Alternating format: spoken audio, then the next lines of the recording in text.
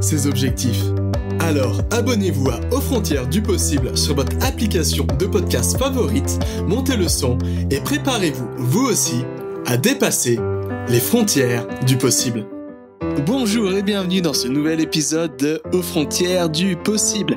Quel est le point commun entre le scaphandre, le parachute, la Joconde et l'homme de Vétruve? Vous avez une petite idée? Il a fait pour devenir Léonard de Vinci. Comment il a fait pour devenir une des personnes les plus importantes de toute l'humanité? Ça tombe bien, c'est justement de ça qu'on va parler dans cet épisode. On va commencer par voir brièvement l'histoire, la biographie fascinante de Léonard de Vinci.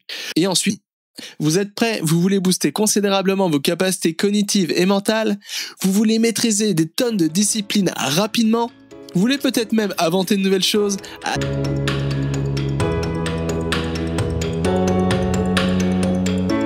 Léonard de Vinci était maître dans plein de disciplines différentes.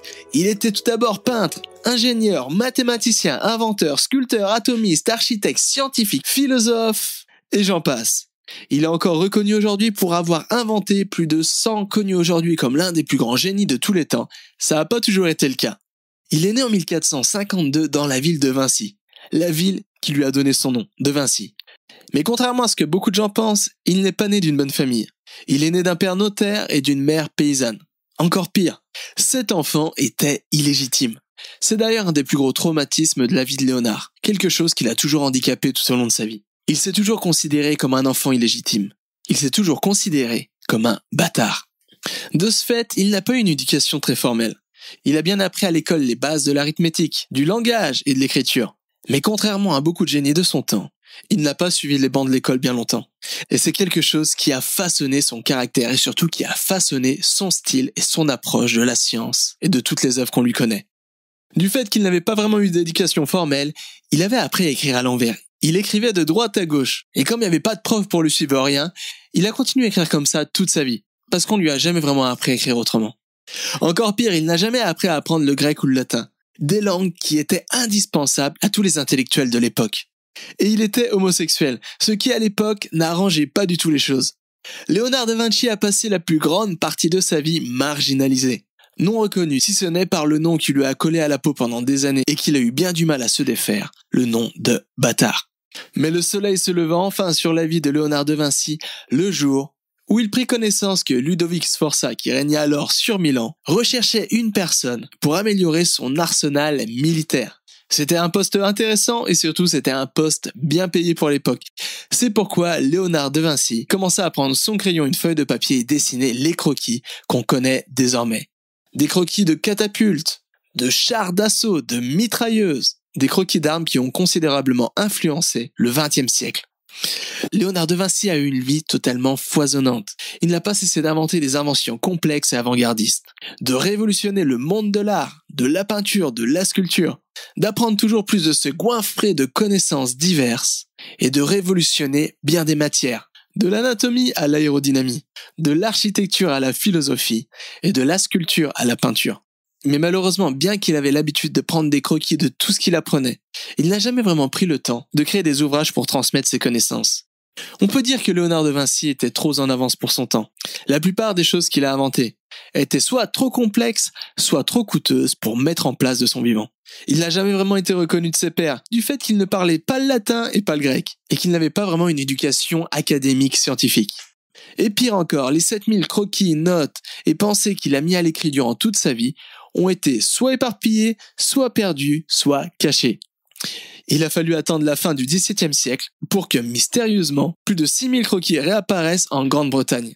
6000 croquis qui aujourd'hui ont la valeur de plus de 5 milliards de dollars. Oui, vous avez bien entendu. Les connaissances de Da Vinci sont aujourd'hui monétisées plus de 5 milliards de dollars. Encore plus fascinant, les inventions sorties tout droit de la tête de Léonard de Vinci continuent de révolutionner le monde 500 ans après sa mort.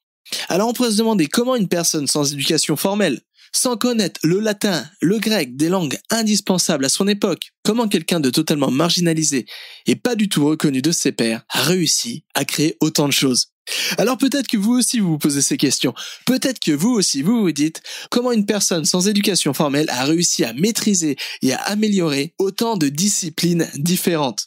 Alors peut-être que vous vous dites, moi j'aimerais pas devenir maître dans des centaines de disciplines et toutes les révolutionner. Moi, ce que j'aimerais faire, c'est tout simplement arriver à maîtriser une discipline, une thématique. Alors comment je pourrais faire ça ? Comment je pourrais arriver rapidement à maîtriser, à aller au bout de la discipline, de la thématique que je suis en train d'étudier ? Alors pour ça, je vous conseille de vous baser sur le système qu'avait créé Léonard de Vinci, ou plutôt de vous baser sur les astuces, les techniques qu'il avait mises en place pour arriver à apprendre plus rapidement, à maîtriser une discipline plus rapidement, pour pouvoir par la suite la révolutionner. On va voir tout de suite les 6 leçons, les 6 secrets de Léonard de Vinci pour devenir un véritable génie dans n'importe quelle discipline. Ça commence par avoir une certaine discipline, par avoir une certaine rigueur scientifique. Il avait l'habitude de dire que premièrement, on doit faire quelques expériences sur la thématique qu'on essaie de maîtriser, avant d'aller plus loin. Donc, il est un des premiers scientifiques à vraiment se baser sur une rigueur empirique, c'est-à-dire une connaissance faite à partir de l'expérimentation.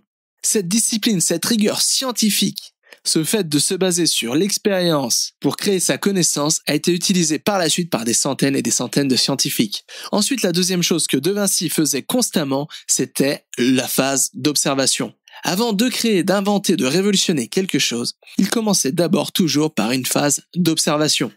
Il observait la nature pour créer de grandes choses.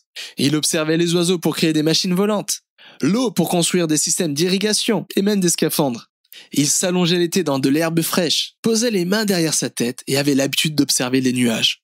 C'est ces observations qui, par la suite, influençaient ses peintures. Et enfin, il est un des premiers à avoir disséqué le corps humain, à l'avoir étudié sous tous les angles, à l'avoir testé pour fonder les bases de l'anatomie.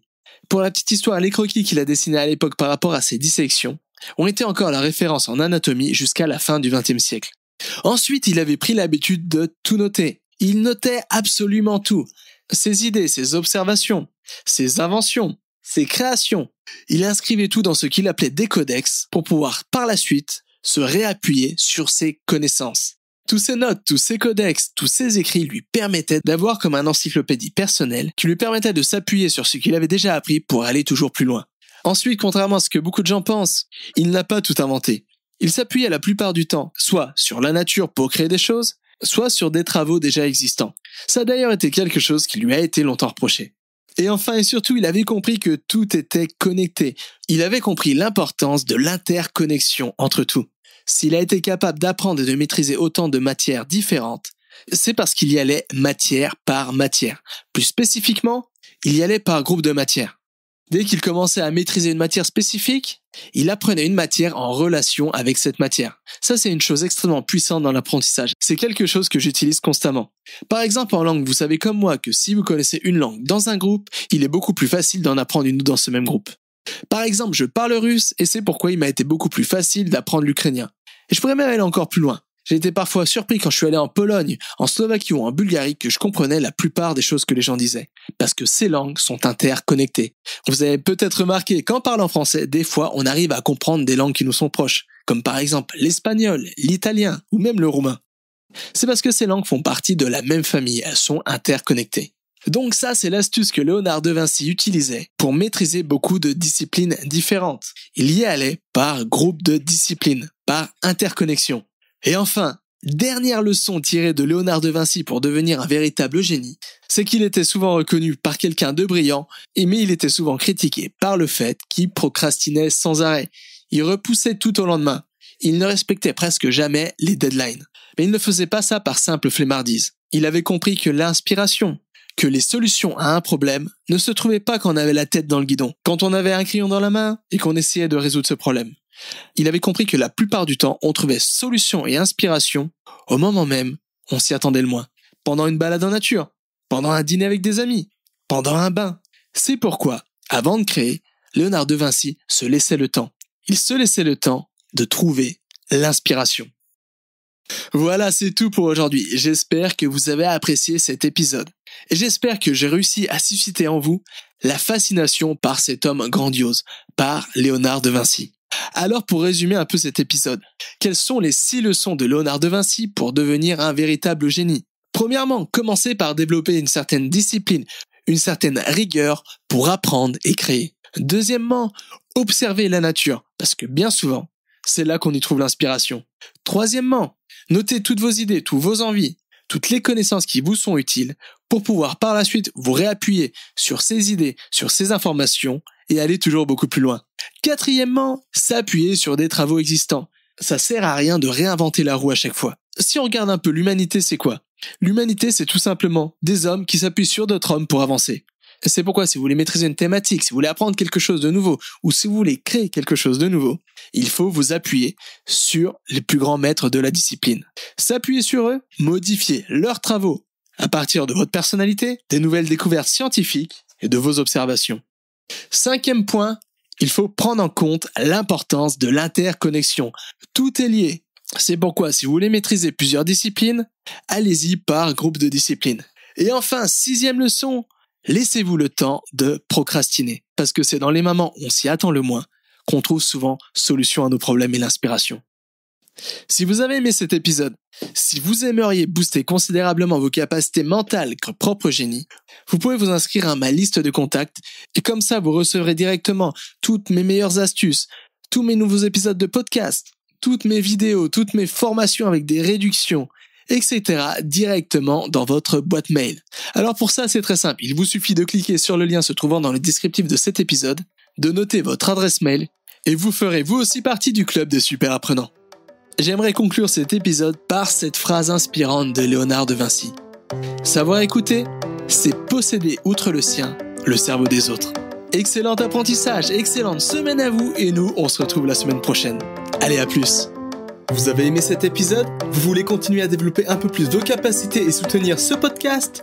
C'est facile, c'est gratuit et ça ne vous prendra que 15 secondes. Abonnez-vous à Aux Frontières du Possible sur iTunes ou votre application de podcast favorite et laissez-moi un petit commentaire. Vous pouvez aussi retrouver tous les liens et ressources mentionnés dans cet épisode et plein d'informations utiles et intéressantes en allant sur le site www.superapprenanttoutattaché.com. Un grand merci et n'oubliez pas, rien n'est impossible à qui sait apprendre.